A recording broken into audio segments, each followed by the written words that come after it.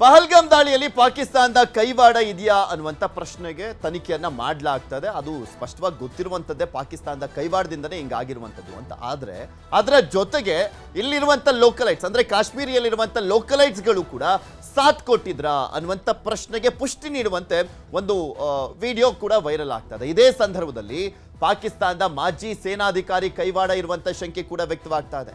ಆತನ ಹೆಸರು ಹಾಶಿಮ್ ಮೂಸಾ ಅಂತ. ಹಾಶಿಮ್ ಮೂಸಾ ಕೈವಾಡವಿರುವಂತ ಬಲವಾದ ಶಂಕೆ ವ್ಯಕ್ತವಾಗ್ತಾ ಇದೆ.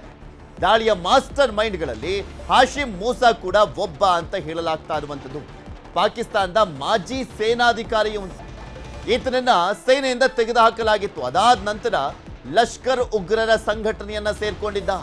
ಲಷ್ಕರ್ ಉಗ್ರರ ಗುಂಪು ಸೇರಿದ್ದ ಹಾಶಿಮ್ ಮೂಸಾ ಸೇನೆಯಿಂದ ವಜಾಗೊಂಡಿದ್ದಂತ ಹಿನ್ನೆಲೆಯಲ್ಲಿ ಲಷ್ಕರ್ ಉಗ್ರ ಸಂಘಟನೆಯನ್ನ ಸೇರ್ಕೊಂಡಿದ್ದ.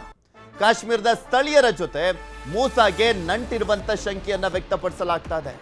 ಆ ಕಾಶ್ಮೀರದಲ್ಲಿರುವಂತ ಲೋಕಲೈಟ್ಸ್ಗಳ ಜೊತೆ ನಂಟಿರುವಂತ ಹಿನ್ನೆಲೆಯಲ್ಲಿ ಅವರನ್ನೇ ಬಳಸ್ಕೊಂಡು ಈ ಒಂದು ಕೃತ್ಯವನ್ನ ಎಸಗಿರುವಂತ ನಿಟ್ಟಿನಲ್ಲಿ ಈತನ ಕೈವಾಡ ಇರುವಂತ ಶಂಕೆ.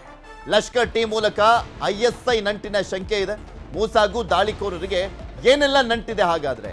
ಎಲ್ಲ ಆಯಾಮಗಳಲ್ಲೂ ಕೂಡ ಚುರುಕಾಗಿದೆ ರಾಷ್ಟ್ರೀಯ ತನಿಖಾ ದಳದ ತನಿಖೆ. ಈ ಡೆಪ್ತ್ ಆಗಿ ತನಿಖೆಯನ್ನು ಮಾಡ್ತಾ ಇರುವಂಥದ್ದು NIA. ಈ ಸಂದರ್ಭದಲ್ಲಿ ಮೂಸಾ ವಿಚಾರನೂ ಕೂಡ ಗೊತ್ತಾಗ್ತಾ ಇದೆ. ಹಿಂದಿನ 3-4 ದಾಳಿಗಳಲ್ಲಿ ಮೂಸಾ ಕೈವಾಡ ಇದೆ ಅಂತ ಹೇಳಲಾಗ್ತದೆ. ಆ 3-4 ದಾಳಿ ಯಾವುದು ಅಂತ ನೋಡೋದಾದ್ರೆ ಸೋನ್ಮಾರ್ಗ್, ಗುಲ್ಮಾರ್ಗ್ ಸುರಂಗಗಳ ದಾಳಿಗಳಲ್ಲಿ ಕೈವಾಡ ಇರುವಂತ ಶಂಕೆ. ಶಾರ್ಪ್ ಶೂಟರ್ ಆಗಿರುವಂತ ಹಾಶಿಮ್ ಮೂಸಾ ಜಮ್ಮು ಕಾಶ್ಮೀರದಲ್ಲಿ ಆಕ್ಟಿವ್ ಆಗಿರುವಂತ ಶಂಕೆ. 4 ಜನರಿಗೆ ಈತನೇ ಟ್ರೈನಿಂಗ್ ಕೊಟ್ಟಿರುವಂತ ಸಾಧ್ಯತೆ ಇದೆ ಅಂತ ಹೇಳಲಾಗ್ತದೆ.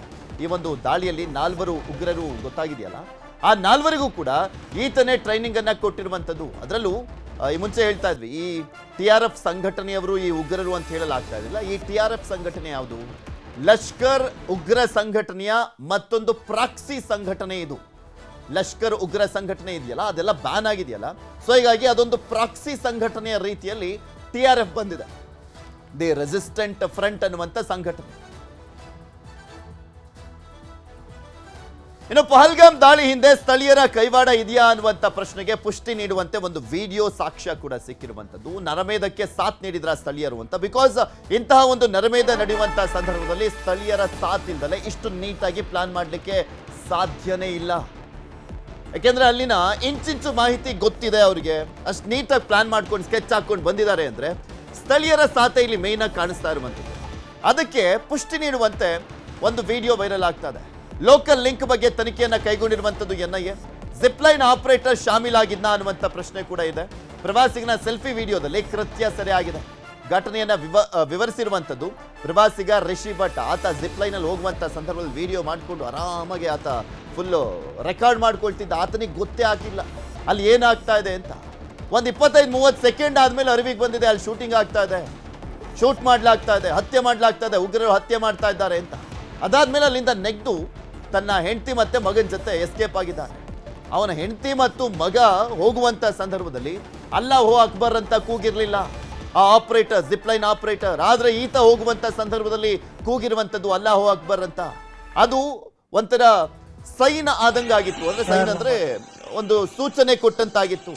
ಶೂಟೌಟ್ ಮಾಡ್ಲಿಕ್ಕೆ ಶುರು ಮಾಡಿ ಅಂತ ಹೇಳ್ದಂಗಿತ್ತು ಅನ್ನುವಂಥ ರೀತಿಯಾದಂಥ ಅನುಮಾನ ವ್ಯಕ್ತವಾಗ್ತಾ ಇದೆ. ಉಗ್ರರನ್ನ ಬೆಂಬಲಿಸಿದ್ದಂಥ 14 ಸ್ಥಳೀಯ ಕಾಶ್ಮೀರಿಗರು, ಇವರ ಲಿಸ್ಟ್ ಮಾಡಿ ತನಿಖೆಯನ್ನು ಮಾಡ್ತಾ ಇದೆ NIA. ಉಂಡಮನೆಗೆ ದ್ರೋಹ ಬಗೆದವರ ಮನೆಯನ್ನ ಉಳಿಸ್ ಮಾಡಲಾಗ್ತದೆ. ಈಗ ಆಲ್ರೆಡಿ 10ಕ್ಕೂ ಹೆಚ್ಚಿನ ಉಗ್ರರು ಮತ್ತು ಉಗ್ರರಿಗೆ ಸಪೋರ್ಟ್ ಮಾಡಿದಂಥವರ ಮನೆಗಳನ್ನ ನೆಲಸಮಗೊಳಿಸಲಾಗಿದೆ.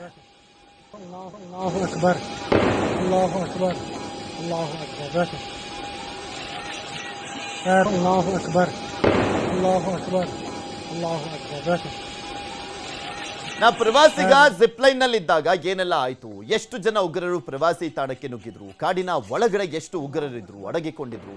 ನ್ಯೂಸ್ 18 ಜೊತೆ ಮಾತನಾಡಿದರೆ ಗುಜರಾತ್ ಮೂಲದ ಪ್ರವಾಸಿಗ ರಿಷಿ ಭಟ್ ಅವರು ಏನ್ ಹೇಳಿದ್ರು ಕೇಳೋಣ.